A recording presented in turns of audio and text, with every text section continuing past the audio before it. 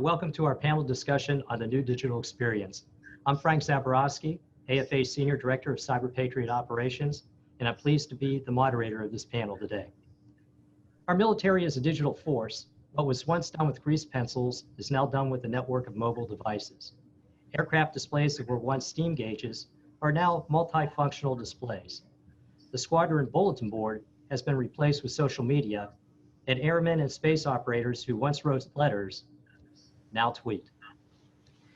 We find ourselves in a digital world, and we're having a new digital experience each day. Our distinguished group of panelists today will discuss this new digital experience and its benefit, its implementation, and its profound implications. Assembled virtually with me today, we have Vice Chief of Staff of the Air Force, General Stephen Wilson, Major General Kimberly Kreider, Chief Technology and Innovation Officer, United States Space Force, and Mrs. Lauren KNAUSENBERGER, Deputy Chief Information Officer for the Air Force. So let's start opening comments today with General Wilson. General? Frank, thanks for letting us be here today. And how cool is this that we get to, I'd say, be part of this coolest panel that talks about AI, machine learning, data, and digital experience, because I contend that's the heart of warfighting. And it's the thing that's going to separate us in the future. Deterring, fighting, and winning wars.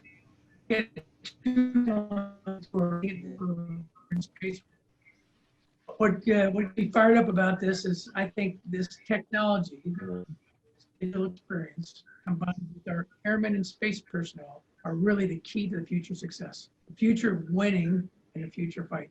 And when I talk about that, I talk about being able to do that, we've got to get both the Air and Space Force learning how to dance, because it really truly is about data and the algorithms and the network and the cloud and the edge and an ecosystem that can support both the understanding of the data and the people behind it.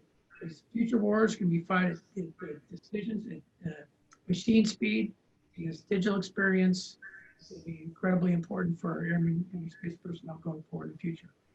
We can't just talk about it, we've got to make it real. And I think we're seeing great strides of where we're doing that. For example, just a couple weeks ago, we had our next on-ramp 2 experiment out of the Andrews Air Force Base. And during that experiment, we brought in 70 industry partners with a whole bunch of our joint team across 4 different ranges across the United States. And we're able to connect a bunch of things across the joint enterprise to be able to connect, share, and learn across this digital experiment. So those lightning bolts on charts in the past that we've seen, we're doing away with that, and we're trying to make those real, pushing ourselves, pushing our joint partners to be better every single day.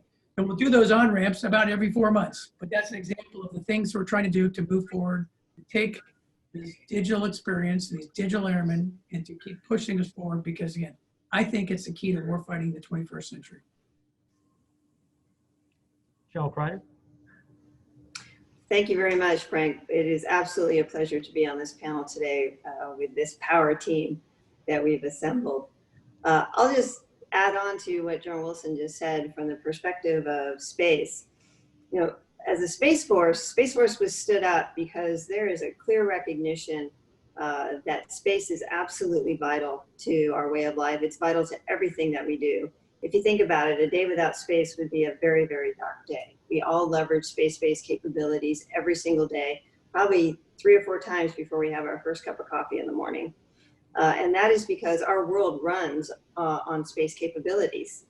That recognition has certainly attracted the attention of our government and the need to ensure freedom of maneuver, freedom of action in space. Because the fact of the matter is that more and more nations, more and more entities are looking to leverage space, looking to enable their own capabilities from space, and in fact, looking to threaten our leadership and our competitive advantage in space, from space, and to space.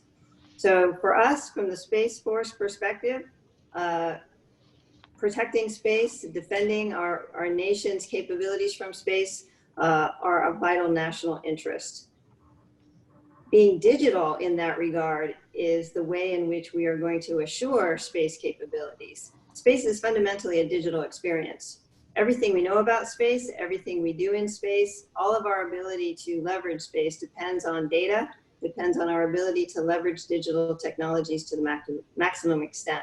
And in order to go fast and stay ahead of our adversaries, we've got to be the best at digital capabilities. We have got to be the best at building a digital workforce. There's just no question about it. It's not that we want to, it's that we must. So I'm excited to talk about what we are doing in the Space Force, how we're partnering with our Air Force partners and our other joint partners across the services, how we're partnering with industry, because we depend on industry immensely in order to advance our capabilities, working across our country as well as working with our allies. So thanks again for having me, and I look forward to the panel. Great. Ms. Knausenberger? So it's always great to be on a panel talking about a topic with the two people that you would want to most call anyway. So General Kreider and I talk probably several times a week.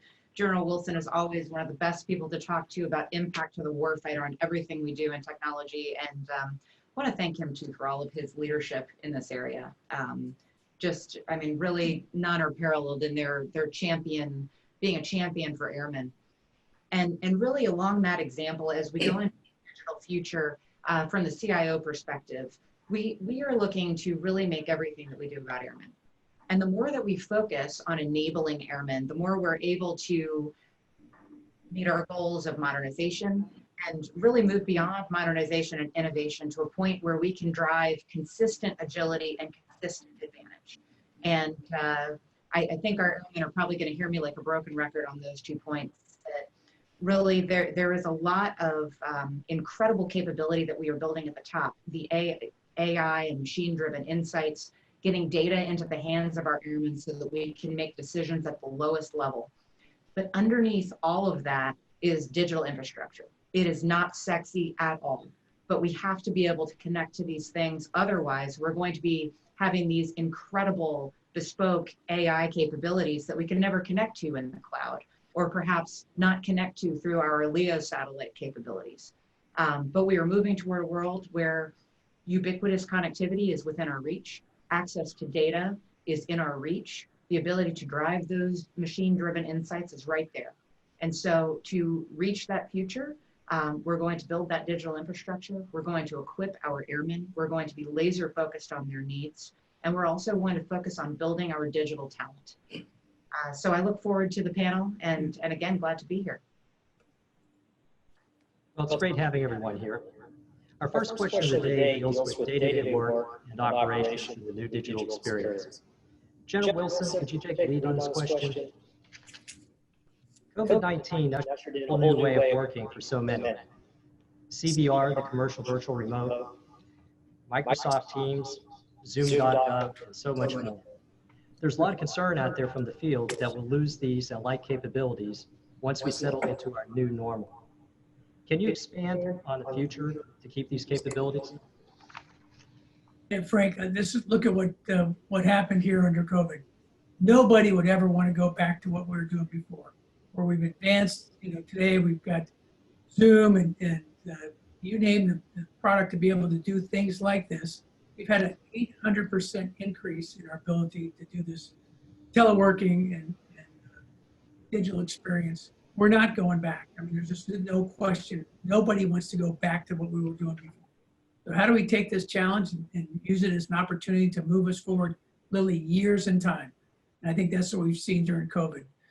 Recently, I went out to Goodfellow Air Force Base, and I saw what they were able to do, being able to take this digital infrastructure and this new way of learning, I'll call it hybrid learning, and to be able to take a schoolhouse, Goodfellow does all the intelligence schoolhouse for our Air Force.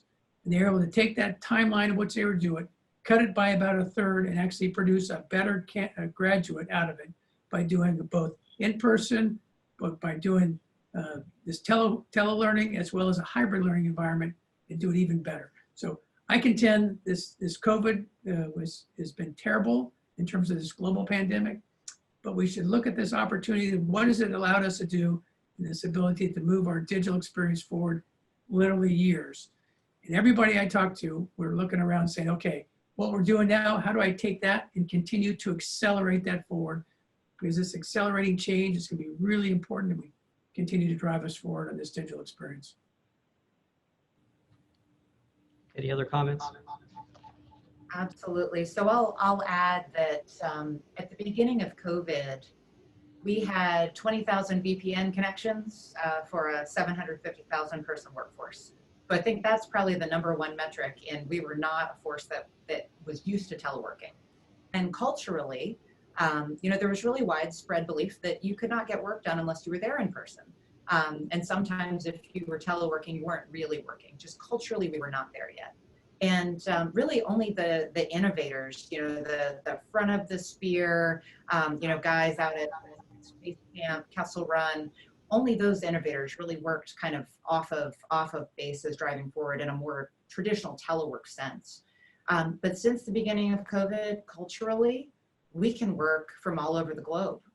We have adopted best-in-class tools, and really we are able to equip our airmen to work wherever they are, which has been incredible.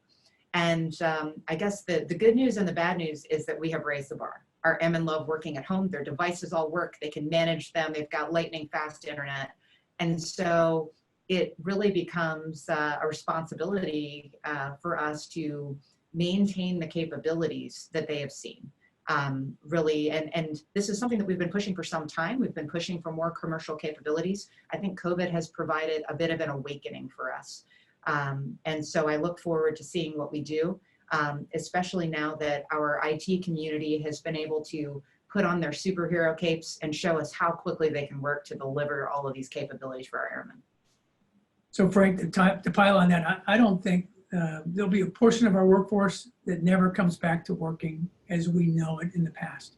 So I don't know what that number is. Is it 30% of our workforce that telework will become the new normal forever? And they may show up to work in a work environment, once a day or once a week type of event. But what Lauren just highlighted, because we've got everything connected, because we've got this workforce that can now work from wherever they are, whenever they want, it's changed the paradigm on how we're going to do work. Cheryl Kreider, would you like to add anything?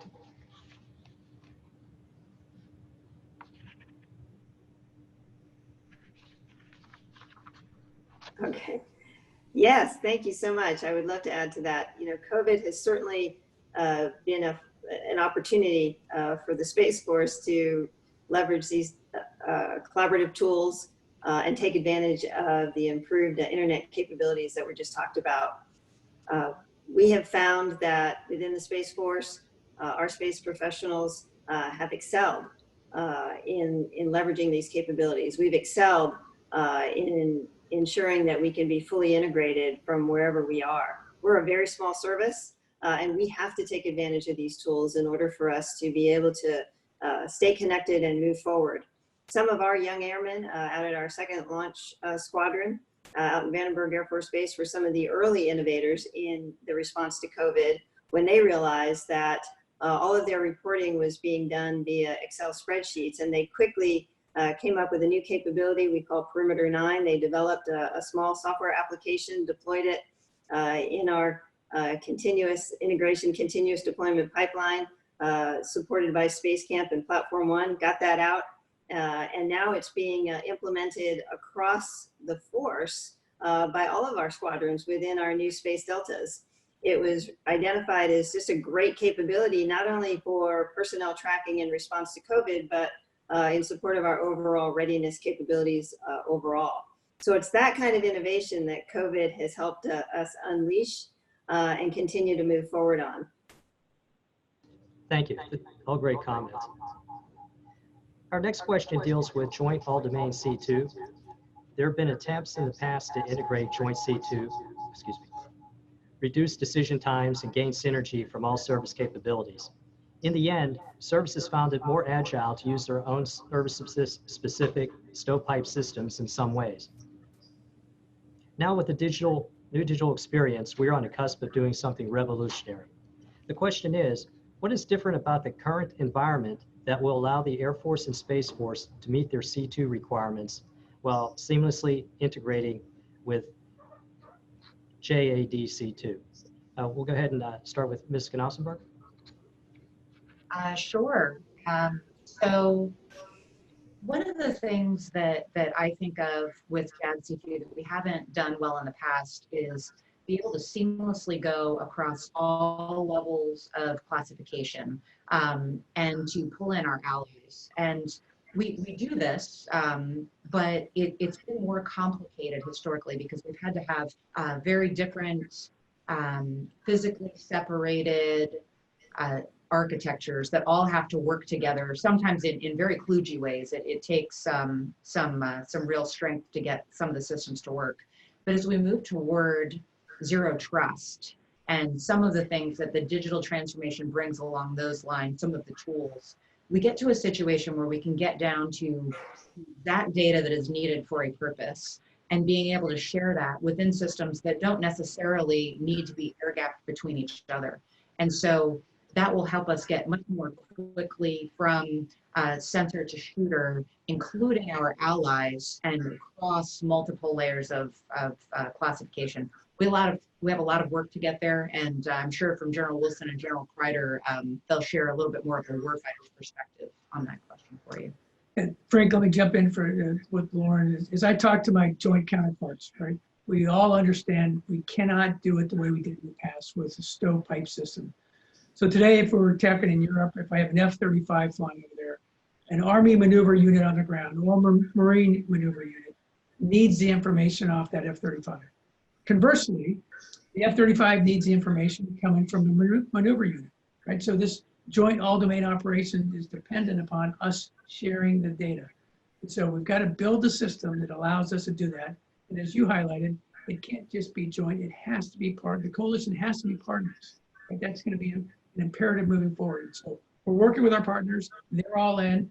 As Chief Goldfein last year when he went to Europe talked about his big NATO meeting there, they all understand the importance of this, they all want to be part of this. But I think we've all come to the understanding that we cannot do it by ourselves, right? We cannot go back to proprietary software in a stovepipe system. We have to be able to share this information seamlessly, as Lauren said, across all those levels of security. Again, that's what we're working so hard for in this, on our advanced battle management system. With the Army, what they would do, their IBCS, what the Navy will do with their NIFCA, but we're trying to stitch those together to share that information seamlessly across all the service and components. General Kreider? Yes, thank you so much. You know, space is inherently multi-domain. We rely on data from every single domain in order to be effective in space. And space is a critical part of the joint all-domain operational capabilities that our warfighters depend upon. To that end, we've been very excited to participate in the advanced battle management system capabilities that were just demonstrated these past couple of weeks ago in the on-ramp 2, where we've been able to highlight and showcase the ability to do exactly what General Wilson and Ms. KNAUSENBERGER were talking about. You know, Data 1 is centered on what the U.S. Space Force has brought forward in the Unified Data Library. It's a production level capability today that's available in the cloud at multiple levels of security at the unclassed, secret, and JWICS TSSCI level. We today are bringing in data from a variety of different sources, commercial, government, allied partners across all domains, and making that data available through this open API unified data library that is the centerpiece of Data 1, and it's accessible at those different layers of security to authorized users. So the data is in fact tagged for authorized access by the different partners that need to be able to access that data and use that data. So publishing data from a variety of different sources and making that data accessible at different levels of security. In the on-ramp that was just completed, we had data coming in from 62 different sensors to include space sensors, airborne sensors, Army, IBCS that was just mentioned, Navy, Aegis, and now we're looking to integrate cyber data as well. So the ABMS JADC2 experiments provide a phenomenal opportunity to really vet the concepts for joint all-domain operations. And from a data perspective, Data 1, Unified Data Library, and the federated data environments that will integrate in with that. Lots of great work being done across the Air Force and the joint services, as well as with the IC, and bringing different similar types of data capabilities together that will be federated via Data One. All of that will be a centerpiece and a central part of realizing joint all-domain operations, JADC2. Our next question is, how will the Air Force and Space Force empower airmen and space professionals to continually enhance technical skills and still be promoted? Doesn't the existing promotion process for officers force skilled engineers and cyber officers away from a technical path in order to be promoted? General Wilson, can you start off on that, and General Kreider take out after that? Yeah, Frank, as the audience probably is all aware, we changed the system this last year to do different promotion categories. So it's not a one-size-fits-all system that we had like in the past. And I contend today is being digitally literate will be key to success moving forward, right? The old status quo way of doing business is no longer acceptable. So we have to value those types of experiences that the officers bring and our airmen bring to the fight. And so I contend we will have a system in place to allow us to reward and promote those with the right skills moving forward. And I'll say it in a different way. If you are digitally illiterate and you think the status quo is the way to go, that is not a key to success moving forward in either the Air or Space Force, right? We want to bring together, we want to value the education, the training, the experience that you have to help make and push our Air Force to be better, right? Being digitally literate is going to be key to that moving forward.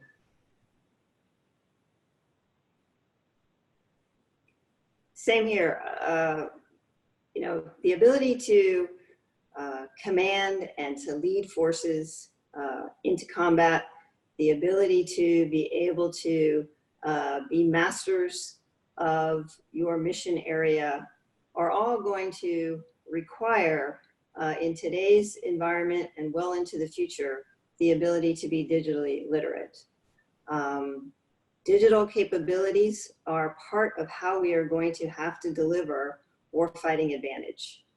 So we believe, and we are certainly driving towards ensuring that all of the space professionals in the Space Force can build their digital capabilities, their digital talent, can enhance their proficiency in a variety of digital topics, because they have to. They must be digitally literate. They must be able to not only understand these concepts, but be able to apply them in their mission areas, to apply them in leading their forces, to be able to communicate effectively across the board at all levels with the individuals that are innovating at the edge, as well as with the senior leaders that are building out and leading the force. It has to be part of our common language. It has to be part of our culture, and it certainly will be a part of how people are recognized, offered positions, and promoted into the future.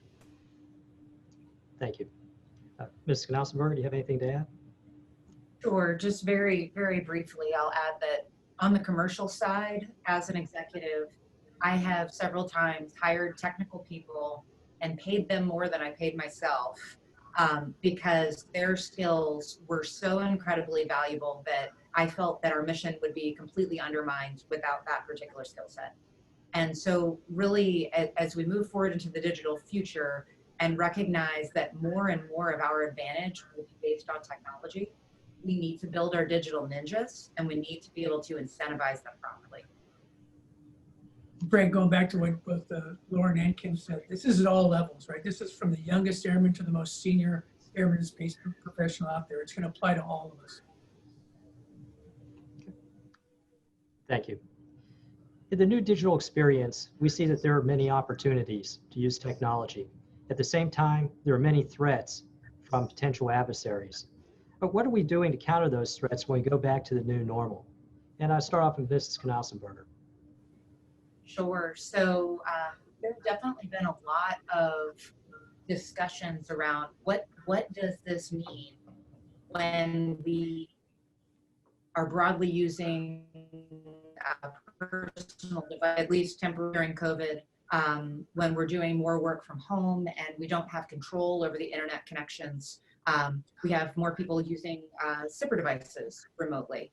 It has completely changed the way that we work. And so naturally, you know, our cybersecurity professionals are looking at how does that change the threat surface? And in some cases, yes, we need to think a lot more about, you know, what is the right volume of secret devices, for instance. We definitely don't want to spend too much time on personal devices without them being managed in some way. You want to know, you know, how a device is managed. You want to know that there aren't keyloggers there. You want to know that you can avoid a man-in-the-middle attack. But you also have to use the right tools for the right job. If I am doing unclassified work, then, you know, just to be a little bit flippant, I don't care if our adversaries know that I'm meeting someone for lunch and that it was a lovely lunch conversation. I do care if they know about our plans for an upcoming mission. You know, and so we oftentimes are equally worried about all of the information that we share, and probably need to be a little bit more focused on that. I will say too that as we change the paradigms, we continue to rely heavily on our vendor partners and are automating a lot of our security checks, but we're also relying heavily on the hacker community. And that's one of my favorite efforts that I've worked on since joining the Air Force. Really embracing the creativity, letting people come in and hack us legally and tell us just how bad it is. You know, how bad is this internet connection? How can I better protect it? How easy is it to intercept this data when I'm using my personal device? And exactly where are those places that I should focus my investment time? So those are some of the places that we're looking. Yeah, Frank, I'll pile in while we have this conversation thread going. But it's really about understanding your adversaries and what they're doing and trying to stay in front of it, right? And so hackers are a great way to be able to do that, but I've got to have a good enough scan to know the threat and the adversary and what they're doing, and then be able to educate our folks and then staying in front, always staying in front of that, not relying on the past, right? And that's, I think, too often in the past, we've had this hubris to think, hey, we're number one and no one can keep up with us. Well, I'm gonna tell you, in today's world of great power competition, fights on, right? Because they're trying to compete at all levels, right? And so we've got to understand that. We've got to be looking forward, and we got to be continually understanding and assessing the threats. Joe Kreider, you have anything to add? Absolutely, thank you. You know, we are laser focused on security in the Space Force, and we're laser focused on the threat, all threats that can come after us. And as we look to building our systems, of course, we're building all of our capabilities more and more based on a digital engineering framework where we can actually model the threat. So as we model our capabilities, we can model what that red threat looks like, and we can run those models in real threat-based environments so that we can understand how those capabilities that we're designing to will respond to an ever-evolving threat. So digital engineering and the ability to really be able to stay in front of that threat from that perspective as we're designing out and then building those capabilities with our industry partners is a fundamental, critical way in which we're doing that. In the software development arena, same thing. As we build out our capabilities in those software platforms, making sure that we are building security in from the beginning and continuously red teaming and doing penetration testing against our software and in our software platforms or software factories, partnering with Platform One and in our Kobayashi Maru environments is where we're really trying to ensure our security there.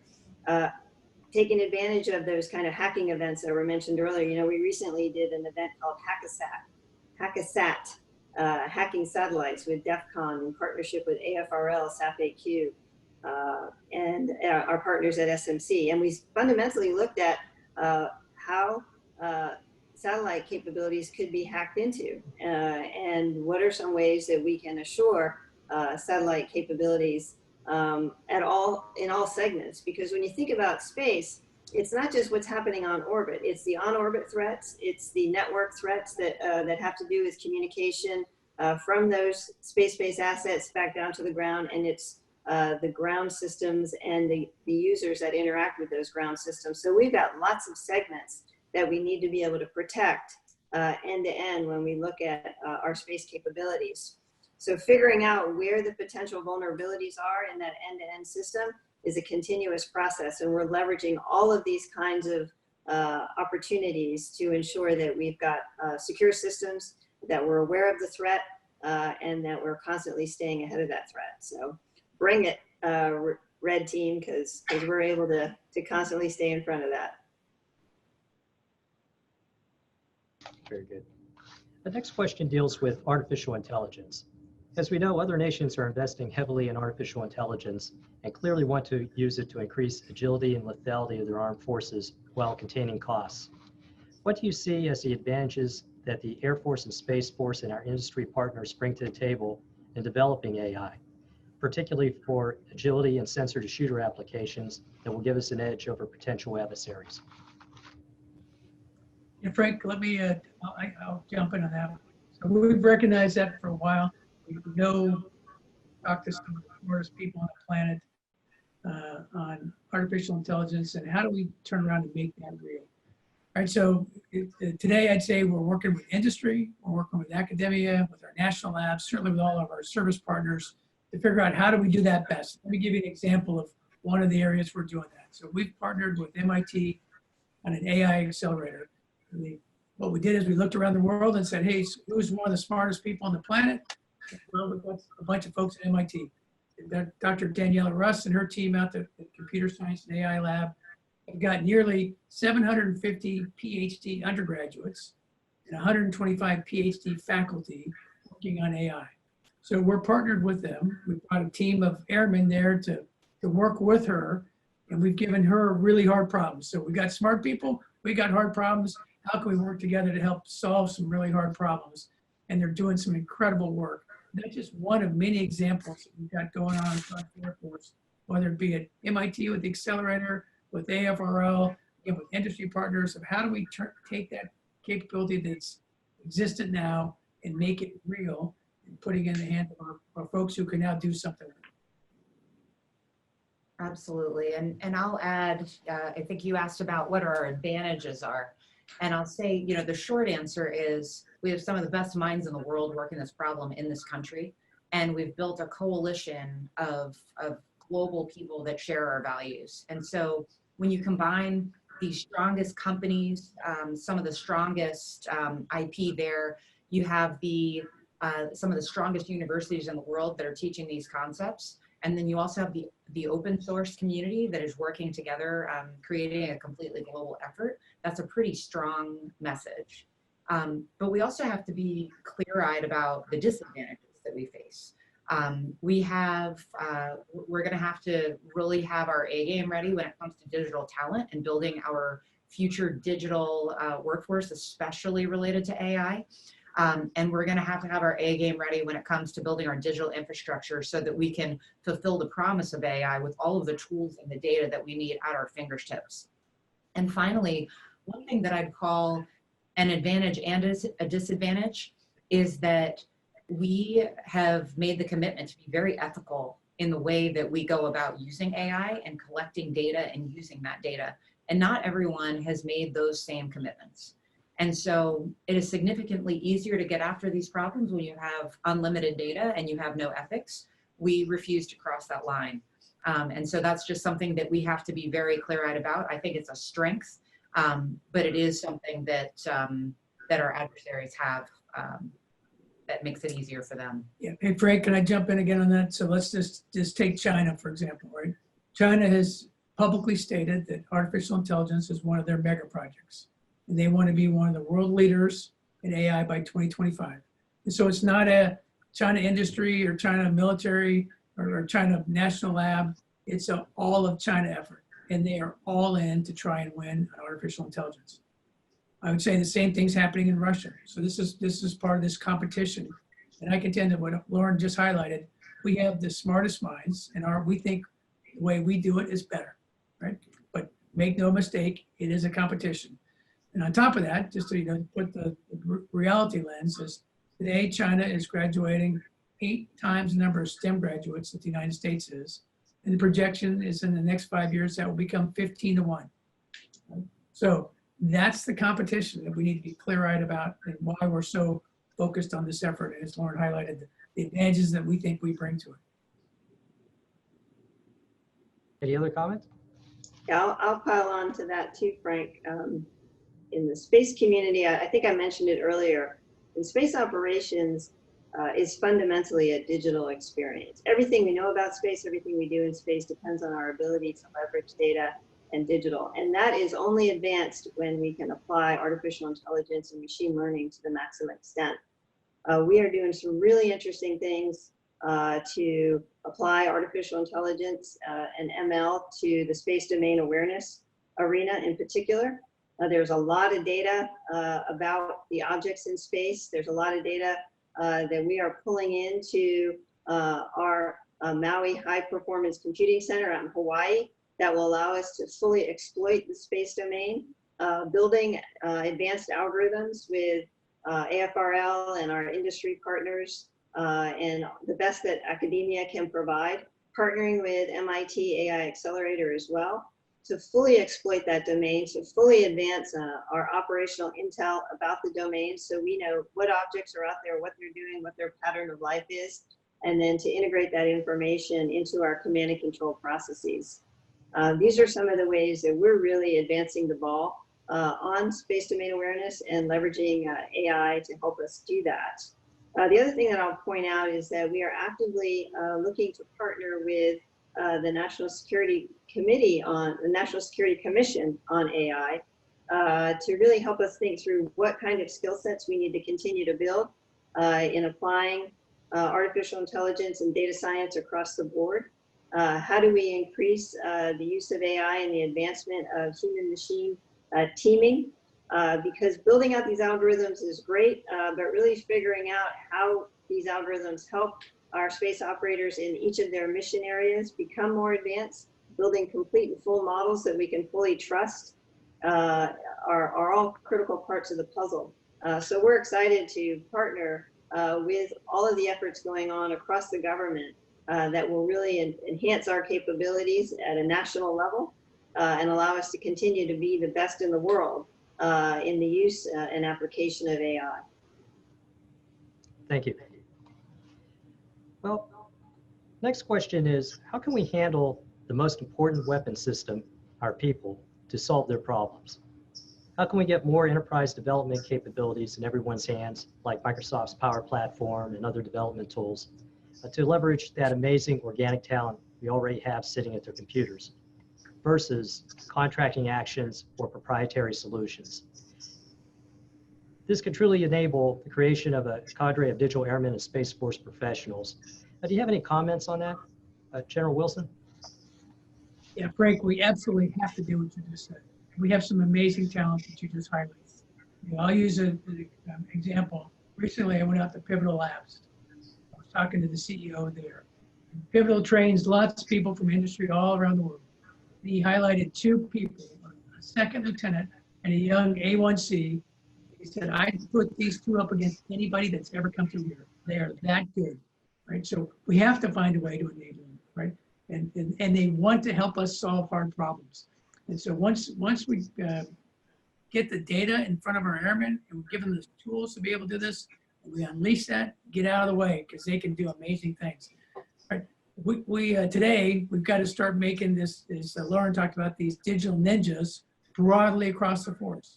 And what's the type of education and training and the experiences that we can give our airmen to keep them fulfilled in what we know they want to do to help our nation move forward in defense of our nation.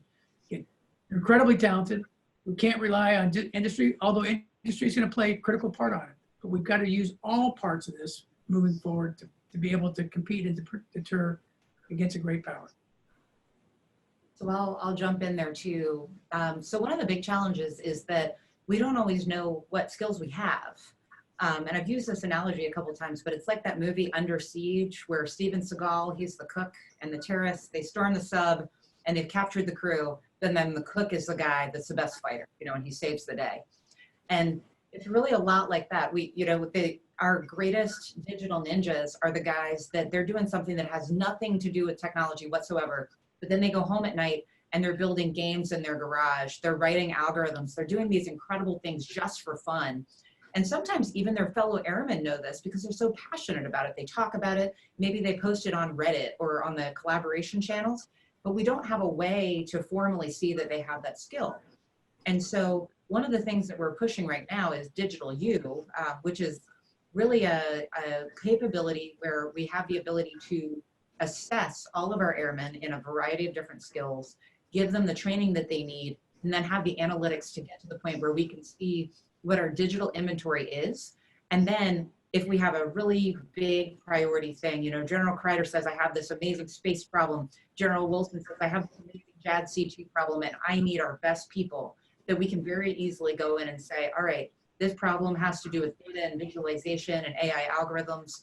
Here are the people that are most likely to be able to solve that problem based on their contributions to the community through this platform and based on their skills and their scores.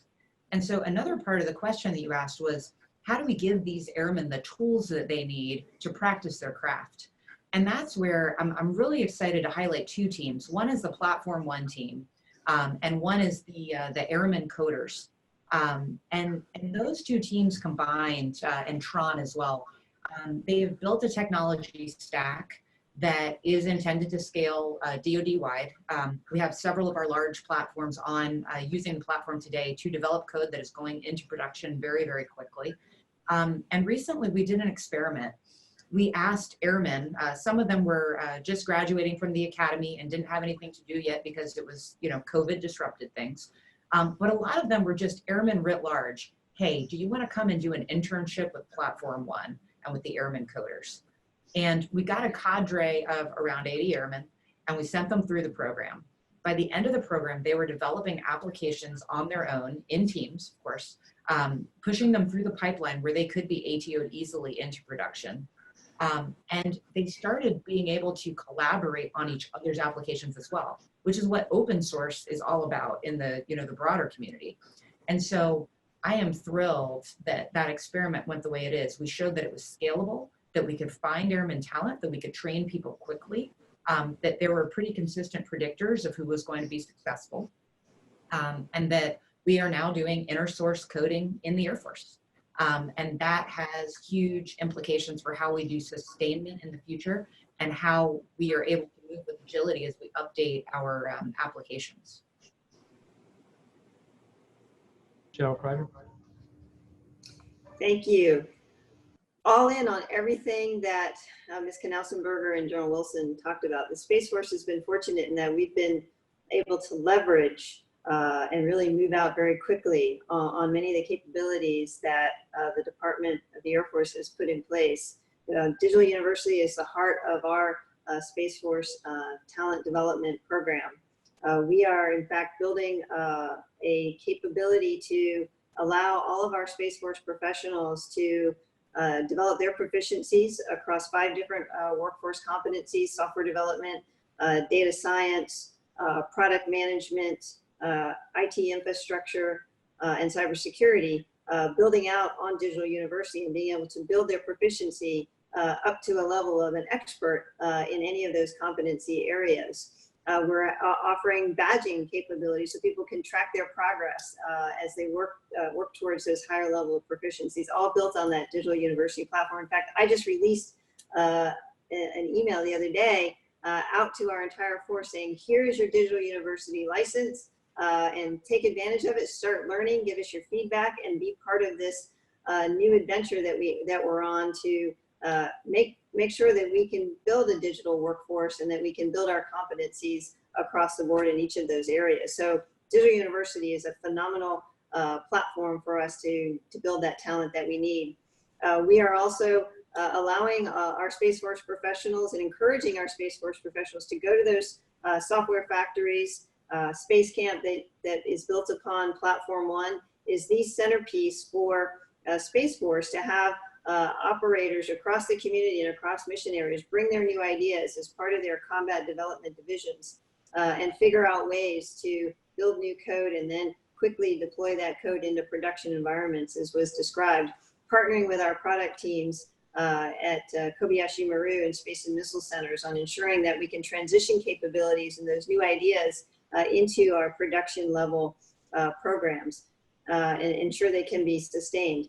So these are the ways in which we're reaching out to our innovative young space professionals, encouraging them to come together, taking advantage of their great ideas. I tell you, I think these Space Force professionals are up all night coming up with ideas, because I'm constantly getting chat messages and pinged on these. This is a new idea that they want to try out and that they're excited to share, that they're bringing into Space Camp.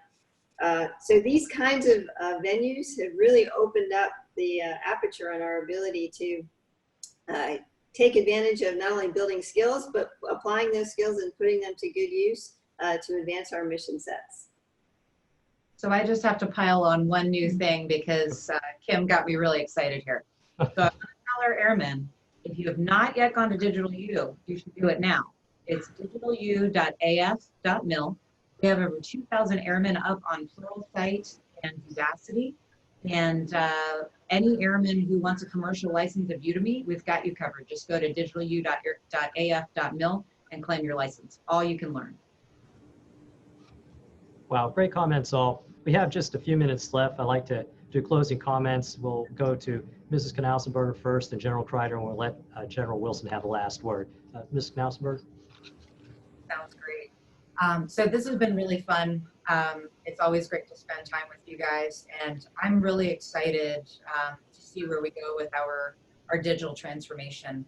I think for those of you out there that don't know, I'm transitioning from our Chief Transformation Officer role, and I'm really humbled that the Air Force has placed the confidence in me, being very much a change agent and a technologist coming into this DCIO role. We are going to break some great glass together and truly embrace all these wonderful innovators and bring their ideas in to reap the benefits enterprise-wide. Things on, really excited about it, and thank you for having us.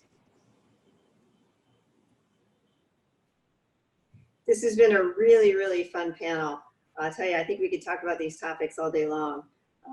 This is really the lifeblood of everything that we are doing in the department, and certainly the lifeblood of what's going to help us continue to advance this new service, the United States Space Force. It's a light and lean service by design, and the only way that it's going to continue to stay competitive is if we can leverage digital capabilities and really fully live the digital experience every single day throughout our operations as well as in our business functions. We need each and every one of our space professionals, civilian and military, to be able to advance the use of those technologies and advance the mission and the operations that they're supporting. So thank you so much, AFA, for being a great partner, for bringing this conversation forward. We want to continue this conversation with all of our industry partners. We really benefit and value from all of the support that we get from industry and the great ideas and the advanced ways in which we can continue to move out in achieving what is fundamentally a critical national priority. Thanks again, and Semper Supra. And General Wilson will give you the last word. Yeah, thanks, Frank. Thanks to you, and thanks to AFA. Thanks to Lauren and Kim for this panel. Let me finish where I started with. The future of warfighting and the future of competing against great powers is in being a digital Air Force, a digital Space Force. You can see it's not only the technology, it's the people. You can see beside us and the members of this panel, we've got the best helping our Air Force and Space Force think our way through the problems, to get the infrastructure in place to be able to accomplish the mission, and to develop the people, develop the airmen and space professionals that we need. So I'm a great optimist. I'm a great optimist because I don't think anybody is better in the world of technology, and nobody develops people better than our Air and Space Force. And I look forward to working with these great professionals to keep moving us forward in the future. Thanks to AFA for hosting this great panel. Well, thank you all for those great words on this important topic. It's been a pleasure to have you with us here today at AFA's virtual Air, Space, and Cyber Conference. Thank you very much, and have a great day. And thank you to all those who tuned in to watch this panel, The New Digital Experience. Please be sure to visit the Fly, Fight, Click, Win Challenge in the gamification section of the vASC platform. At the end of vASC, the 10 attendees with the most points will receive a Voyager Golden Record from our generous sponsor, Lockheed Martin Space. Thank you all. Have a safe and great day.